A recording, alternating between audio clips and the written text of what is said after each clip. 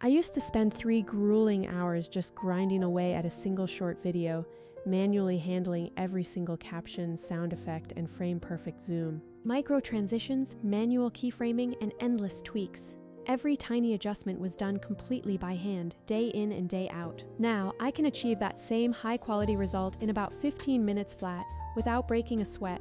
It is not because I suddenly turned into some legendary montage wizard overnight, but because I finally stopped doing the boring stuff myself.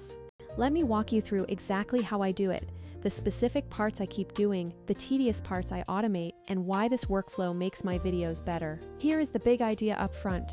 Those repetitive, fiddly bits of video editing rarely add to the creative core of your final piece. They just slow you down, so I use AI to handle those mundane tasks, not to replace my creative decisions, but to free up time to focus on story and emotion. The tool I am leaning on right now is called Vizard.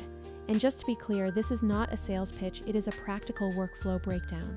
I have been using it for months to turn long talks, interviews, and live streams into dozens of short, ready-to-post clips that actually perform well. My process still starts the traditional way. I do a rough cut in my editing software because I need to shape the narrative arc myself. I prefer that manual rough cut because I can handle the L cuts and rhythm, doing the actual heavy lifting of storytelling. Once that initial storytelling pass is finished, everything else gets handed over to the AI to handle. Step 1 is getting my timeline into the platform, either by importing the full long-form edit or just dropping in the raw file. The software automatically transcribes the audio, generates captions, and segments the footage into logical scenes based on the content. That scene detection is a total game changer because it finds the natural beats in the dialogue without me having to scrub through everything. Captions are where this tool really shines, as it provides pre-animated subtitle styles that look modern and perfectly readable on mobile screens. Normally, I would spend 20 to 40 minutes hand keyframing these, but here I just pick an aesthetic style that pops and let it do the work. I might tweak the timing or specific phrasing, but the vast majority of the tedious heavy lifting is already done for me. Next is the fun part, finding the absolute best moments to turn into short videos that grab attention. The auto edit feature analyzes the transcript to suggest segments that are likely to perform, like big hooks, punchlines, or emotional beats. Instead of scrubbing through hours of footage myself, the AI hands me a short list of high-interest snippets to review. I still pick the ones that align with my personal brand, but this massively cuts down my curation time. Once I choose a clip, I use the integrated media tools to layer in relevant footage. You can upload your own assets or let the AI suggest contextual B-roll based on the keywords in your transcript. When I talk about an old office, it finds gritty footage, or if I mention a rendering error, it finds a frantic editor shot. It is not perfect every time, but it nails enough of it to make the edit feel cinematic without requiring hours of deep searching. Layout options are incredibly fast, and if I want a picture-in-picture effect, I can just nudge my talking head and keep the B-roll full frame. There are simple presets like split screens, center overlays, and rounded borders, which are all one-click adjustments. These small stylistic choices, which would usually take a bunch of complex keyframes, are instant here. Movement is huge for short-form content, so I use the automated smart zooms to add energy to the edit. I add push-ins on important lines and quick pull-outs to land a joke, getting that handheld energy without animating every frame. Transitions and sound design are also handled intelligently, adding light leaks or subtle glitches when it makes sense.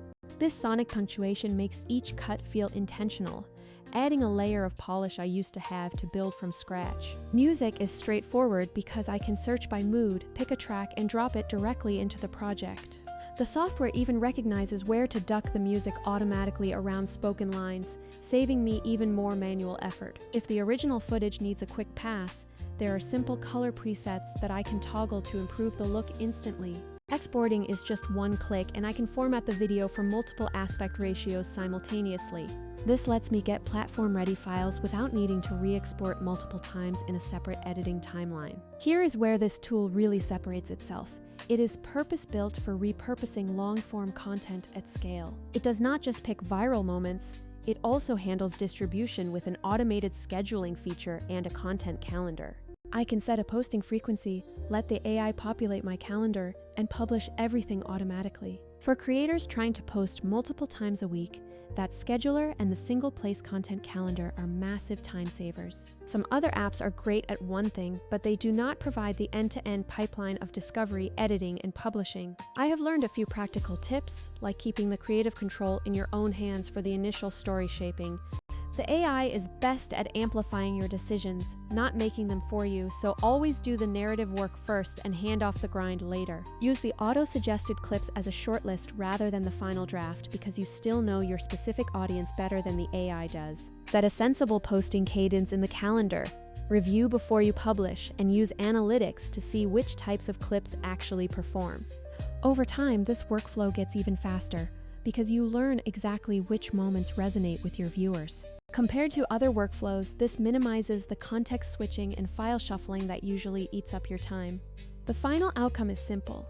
I am spending less time on menial tasks and more time on the things that actually move people. I am crafting better hooks and experimenting with different angles, which is where the real value of my content lies. One thing I totally underestimated: automating subtitling alone saves me an hour every single day.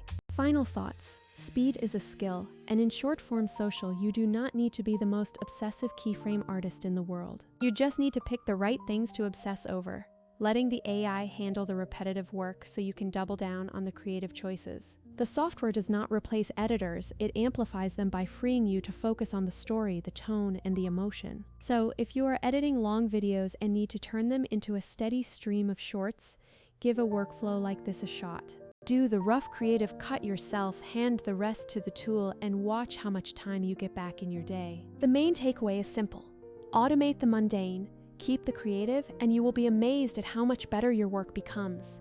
The editors who win over the next couple years aren't the ones who memorize every shortcut. They're the ones who ruthlessly automate the parts where they aren't needed. Speed isn't just about doing things faster. It is about spending the time you save on the parts of the video that actually make people feel something.